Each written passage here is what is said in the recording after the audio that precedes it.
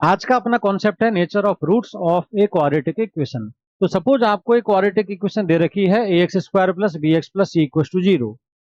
आप क्या करना है, बी स्क्वायर माइनस फोर ए सी, इसको हम कहते हैं डिस्क्रिमिनेंट, इसकी वैल्यू निकाल लेना। ठीक है। और उसके बाद क्या करना है, उससे पहले मैं समझा देता हूं। ये जो डिस्क्रिमिनेंट होता है इसको हम या तो डी से या फिर डेल्टा से रिप्रेजेंट करते हैं। जब आप ये डेल्टा की वैल्यू निकाल लोगे उसके बाद हम क्या करेंगे वो समझते हैं। तो सपोज आपकी अगेन क्वाड्रेटिक इक्वेशन ये दे रखी है। हम दो केस ले रहे हैं, कोफिशिएंट्स एबीसी जो है मान लो रियल हैं। कोफिशिएंट्स क्या है, रियल। ऑब्वियस सी बात है ये नॉन जीरो होगा क्योंकि ये क्वाड्रेटिक इक्वेशन है। ठीक है। अगर ये जीरो हो जाएगा तो क्वाड्रेटिक नहीं रहेगी भैया। ठीक है। अगर आपने डी की वैल्यू निकाली और डी आ गया पॉजिटिव तो रूट्स होंगे आपके रियल एंड अनइक्वल। जैसे 5 और 3 रियल है और अनइक्वल है। अगर आपने डी निकाला, जीरो आ गई वैल्यू, तो रूट्स होंगे रियल एंड इक्वल, यानी जैसे 2 2। ठीक है। और एक बात, दोनों roots minus b upon two a के इक्वल होंगे। आपको कल लास्ट क्लास में मैंने बताया था कि सम ऑफ रूट्स होता है माइनस बी अपॉन ए। अगर दोनों रूट्स इक्वल हो जाए तो सपोज दोनों अल्फा अल्फा हो गए, तो भाई टू अल्फा अगर माइनस बी अपॉन ए है तो अल्फा कितना होगा, माइनस बी अपॉन टू ए। क्लियर हुआ, यानी दोनों रूट्स किसके इक्वल हो जाएंगे, माइनस बी अपॉन टू ए। और अगर आपका डी नेगेटिव है, यानी डिस्क्रिमिनेंट कैसा है, नेगेटिव, तो जो रूट्स होते हैं वो होंगे इमेजिनरी और अनइक्वल, ये हमें ध्यान रखना है। इस केस में जो रूट्स मिलेंगे इमेजिनरी वो कॉन्जुगेट पेयर में होंगे। मतलब एक अगर रूट है p प्लस आयोटा क्यू तो दूसरा होगा p माइनस आयोटा क्यू। यहाँ पे आयोटा का मतलब सब जानते हैं, कॉम्प्लेक्स नंबर में पढ़ा है, under root minus one. Clear हुआ। यानी आपको जो इमेजिनरी रूट्स हैं वो कैसे मिलेंगे, जैसे 2 + 3 आयोटा 2 - 3 आयोटा, इस तरह से। अब आपके अगर कॉफिशिएंट्स रेशनल है, क्यू मतलब सेट ऑफ रेशनल नंबर्स, अगर आपके एबीसी जो कॉफिशिएंट्स हैं वो रेशनल है, ए नॉन जीरो है, देन तो आपका डी अगर मान लो पॉजिटिव आता है और डी पॉजिटिव होने के साथ साथ परफेक्ट स्क्वायर है किसी रेशनल नंबर का, तो आपके जो रूट्स हैं वो रेशनल होंगे, ये ध्यान रखना है। रूट्स अनइक्वल होंगे वो तो है ही, रूट्स रेशनल होंगे, ये बात हमें ध्यान रखनी है। आया समझ में। अगर आपका डी पॉजिटिव हो तो रूट्स अनइक्वल हैं, वो तो पहले ही पढ़ चुके हैं अपन, क्योंकि जो रेशनल नंबर है वो रियल भी है, कोफिशिएंट यहाँ रेशनल है तो रियल भी है। ठीक है। अब अगर डी पॉजिटिव हो और डी अगर परफेक्ट स्क्वायर नहीं है किसी रियल नंबर का, मतलब रेशनल नंबर का, तो आपके जो रूट्स है ना वो होंगे इरेशनल नंबर, जैसे 2 + √3, 2 + √5, इस तरह से। ठीक है। तो रूट्स क्या होंगे, इरेशनल, ये ध्यान रखना। तो रेशनल रूट्स की कंडीशन क्या हो गई कि डी हमारा परफेक्ट स्क्वायर होना चाहिए किसी रेशनल नंबर का। अगर डी हमारा परफेक्ट स्क्वायर नहीं है किसी रेशनल नंबर का तो रूट्स क्या होंगे, इरेशनल होंगे। डी है तो पॉजिटिव बट परफेक्ट स्क्वायर नहीं है तो उस केस में रूट्स हो जाएंगे इरेशनल। खास बात, रूट्स इरेशनल जब होते हैं कोफिशिएंट्स रेशनल के केस में, उस केस में आपके जो रूट्स हैं वो कॉन्जुगेट पेयर में होंगे, यानी कि एक होगा अगर p + √q तो दूसरा होगा p - √q। बहुत बेनिफिट होने वाला है इनका। ठीक है, ये ध्यान रखना। अब एक लास्ट इंपॉर्टेंट कंडीशन है कि रूट्स इंटीजर कब होंगे। तो अगर आपका ए हो 1, यानी ए क्या है 1, और बी और सी है इंटीजर्स, और डी है परफेक्ट स्क्वायर किसी इंटीजर का, तो उस केस में D is a perfect square of N integer. ध्यान रखना, डी परफेक्ट स्क्वायर होना चाहिए किसका, इंटीजर का। तो क्या क्या कंडीशन है इंटीजर रूट्स के लिए, ए 1 होना चाहिए, बी और सी इंटीजर्स होने चाहिए, और डी परफेक्ट स्क्वायर होना चाहिए किसी इंटीजर का। उस केस में जो रूट्स होंगे वो क्या होंगे, इंटीजर्स। आया समझ में, क्लियर है। तो ये सारी कंडीशंस याद रखनी है भाई। ठीक है। एक बार मैं फटाफट फिर से रिवाइज करा देता हूं। कोई पूछे रूट्स रियल हैं तो डी या तो जीरो होगा या जीरो से बड़ा होगा, यानी डी ग्रेटर देन और इक्वल टू जीरो लगाना। कोई कहे रूट्स रियल एंड अनइक्वल है तो डी ग्रेटर देन जीरो करना। कोई कहे रूट्स रियल एंड इक्वल है तो डी जीरो करना। कोई कहे रूट्स इमेजनरी हैं या नॉन रियल हैं तो डी नेगेटिव कर देना।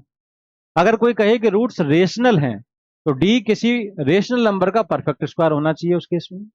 ठीक है। अगर कोई कहे रूट्स और कोफिशिएंट्स क्या होने चाहिए, रेशनल।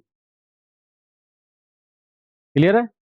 अगर कोई कहे इरेशनल रूट्स कब होंगे, तो भाई जब डी परफेक्ट स्क्वायर नहीं है किसी रेशनल नंबर, डी पॉजिटिव है बट परफेक्ट स्क्वायर नहीं किसी रेशनल नंबर का, कोफिशिएंट्स रेशनल है, उस केस में इरेशनल होंगे और कॉन्जुगेट पेयर में आएंगे। ठीक है। इमेजिनरी भी कॉन्जुगेट पेयर में। इंटीजर कब होंगे रूट्स, जब ए 1 हो, बी और सी इंटीजर हो, डी परफेक्ट स्क्वायर नहीं है किसी इंटीजर का। सॉरी इंटीजर्स कब होंगे रूट, जब ए 1 है, बी और सी इंटीजर्स हैं, डी परफेक्ट स्क्वायर है किसी इंटीजर का, उस केस में इंटीजर होंगे रूट। ठीक है। चलो बढ़ते हैं आगे फटाफट। जैसे क्वेश्चन क्या कह रहा है, पढ़ो। For what values of m the quadratic equation has equal roots. जल्दी बताओ, अगर क्वाड्रेटिक इक्वेशन के रूट्स इक्वल हैं तो पक्का d जीरो होगा। तो इस क्वाड्रेटिक इक्वेशन का d जीरो कर देंगे। d क्या होता है जल्दी बताओ? d होता है B square minus four A C equal to zero. B क्या है? बी है एक्स का coefficient, that is minus two into one plus three M. जब इसका स्क्वायर करेंगे माइनस टू का स्क्वायर फोर हो जाएगा और वन प्लस थ्री एम का स्क्वायर हो गया। माइनस फोर, फोर लिख दिया। ए क्या है? एक्स स्क्वायर का coefficient, that is one plus M. और सी क्या है? Constant M, that is one plus eight M. तो बी स्क्वायर माइनस फोर ए सी कर दिया। और अब क्या करें? बोले अब कुछ नहीं, अब तो सिंप्लीफाई करना है। दोनों में से चार कॉमन ले लिया। वन प्लस थ्री एम का स्क्वायर क्या होगा? ए स्क्वायर प्लस थ्री एम का स्क्वायर है nine M square plus two A B. Minus, जब फोर कॉमन ले चुके हैं तो इन दोनों को मल्टीप्लाई कर दो। इन दोनों को मल्टीप्लाई करेंगे तो क्या आ जाएगा? One plus M plus eight M square. ठीक है, और सिंप्लीफाई करेंगे तो ये आ जाएगा। क्लियर है? अब आप क्या करो, चार तो जीरो में चला जाएगा। Nine M square minus eight M square क्या बचा? M square. और six m minus nine m क्या बचा? माइनस थ्री एम, और वन कट जाएगा भाई। तो यहां से क्या करो, एम कॉमन ले लो। एम कॉमन लिया, बचा एम माइनस थ्री। या तो एम जीरो होगा एम थ्री होगा। तो एम की कितनी वैल्यू जा रही है? दो, या तो जीरो या थ्री। क्लियर हुआ भाई? चलो बढ़ते हैं आगे फटाफट। क्या कह रहा है नेक्स्ट क्वेश्चन देखो। Roots of quadratic equation where A not equal to B are, मतलब पूछ रहा है कि rational, different, rational and equal, इस तरह से पूछ रहा है भाई। तो ऑब्वियसली बात है, सारी चीजें कौन बताएगा? डी। तो डिस्क्रिमिनेंट निकाल लेते हैं। ऑब्वियसली यहाँ पे वैसे एक चीज और लिखी होगी, मतलब लिखी नहीं है, मैं लिख देता हूँ। क्वेश्चन में एक चीज और होनी चाहिए कि ए बी जो है आपके वो रेशनल नंबर है। क्या है? Rational Q. ठीक है, चलो ये क्वेश्चन है। अब डी निकालो। डी कैसे निकालोगे? बोले बी स्क्वायर माइनस फोर ए सी होता है डी। बी और ए और सी, तो ए क्या है यहाँ पे? एक्स स्क्वायर का कोफिशिएंट वन।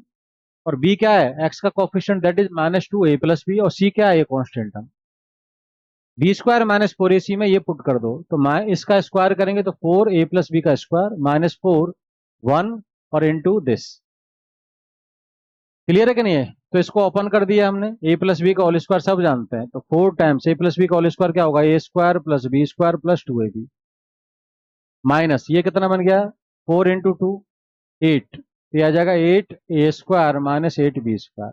और फोर से इनको मल्टीप्लाई करेंगे तो four A square plus four B square plus eight A B, ये लिख दिया है मैंने। ठीक है, अब यहाँ से देख लो, सिंप्लीफाई कर लो। तो फोर ए स्क्वायर माइनस एट ए स्क्वायर, तो माइनस फोर ए स्क्वायर और माइनस फोर बी स्क्वायर और plus eight A B. Minus यहाँ से अगर मैं कॉमन ले लूँ और फोर भी कॉमन ले लूँ तो क्या बनेगा? A square plus b square minus two A b. तो पता क्या है? बोले ये जो लिखा है ना, ये तो ए माइनस बी का होल स्क्वायर है। तो क्या बन गया? माइनस फोर टाइम्स ए माइनस बी का होल स्क्वायर। अब किसी भी रियल नंबर का स्क्वायर, ए और बी तो रेशनल नंबर है, उनका जब स्क्वायर करेंगे तो पक्का हम एक बात कह सकते हैं। क्या? ए और बी आपके अनइक्वल है, दे रखा है। तो ए माइनस बी जीरो तो होगा नहीं। ए माइनस बी अगर नॉन जीरो है, स्क्वायर करें तो पक्का पॉजिटिव होगा। तो ये तो है पॉजिटिव, और आगे क्या लगा है? माइनस, तो क्या हो गया? नेगेटिव। यानी ओवरऑल डी कैसा है? नेगेटिव। अगर डी नेगेटिव है, कोएफिशिएंट्स रियल हैं, तो पक्का रूट्स क्या होंगे? इमेजिनरी और डिफरेंट। आया समझ में? चलो बढ़ते हैं आगे। नेक्स्ट आपसे क्या कर रहा है? If the roots of quadratic equation, ये जो क्वाड्रेटिक इक्वेशन है इसके रूट्स हैं रियल, तो कह रहा है पी क्या होगा? मैंने आपको क्या बताया? रूट्स रियल कब होते हैं? जब डिस्क्रिमिनेंट ग्रेटर देन और इक्वल्स टू जीरो। तो D greater than equal to zero होना चाहिए। ठीक है, ठीक है। डी क्या होता है जल्दी बताओ? बी स्क्वायर माइनस फोर ए सी ग्रेटर देन इक्वल जीरो। देखो ए बी सी की वैल्यू लिखी हुई है, इनको पुट कर दो। ए बी क्या है जल्दी बताओ? टू, एक्स का कोफिशिएंट फोर, ए कितना है? एक्स स्क्वायर का कोफिशिएंट वन, और सी क्या है? पी। मतलब यहां से आ रहा है four minus four P greater than और इक्वल टू जीरो। तो फोर आ रहा है greater than equal to four P. तो ये कट जाएगा चार से चार, तो इनइक्वालिटी का साइन चेंज भी नहीं होगा, ये आ जाएगा। तो कुल मिला के पी क्या आ गया? लेस देन और इक्वल्स टू वन आ गया।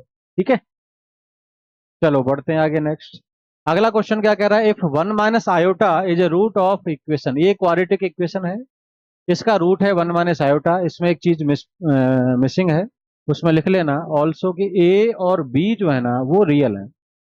अब आप बताओ, मैंने एक चीज बताई थी, किसी क्वाड्रेटिक इक्वेशन के कोफिशिएंट्स रियल हैं और अगर उसके रूट्स इमेजिनरी हैं तो कॉन्जुगेट पेयर में, मैंने कहा था ना डी नेगेटिव होगा। तो यहाँ पे क्वेश्चन में दिया है कि इसका एक रूट है वन माइनस आयोटा। आप बताओ कोफिशिएंट्स अगर इसके रियल हैं, वन ए बी रियल हैं, और एक रूट है वन माइनस आयोटा यानी कि इमेजिनरी, तो दूसरा रूट तो हम खुद ही बता सकते हैं ना, कॉन्जुगेट पेयर में आएंगे।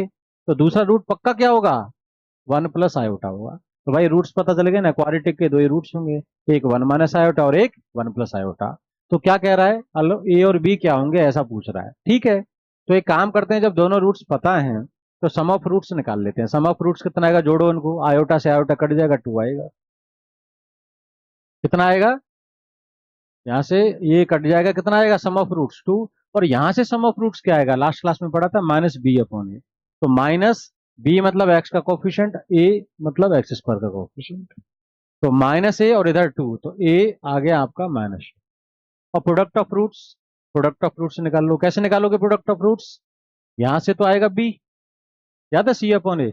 और यहाँ से कितना आएगा प्रोडक्ट ऑफ रूट्स, दोनों रूट्स पता है, एक 1 + आयोटा एक 1 - आयोटा, दोनों को मल्टीप्लाई कर दिया तो किसके बराबर आ गया, b के। अब इसको सिंप्लीफाई कर लो, जब सिंप्लीफाई करोगे तो यह आ जाएगा 1 का स्क्वायर - आयोटा का स्क्वायर। मैंने आपको बताया था आयोटा स्क्वायर कितना होता है, -1। तो ये आ गया 1 + 1 = b। तो b कितना आ गया भाई, 2 आ गया। तो b 2 है और a कितना है, -2। इस तरह से हमने बात कर ली।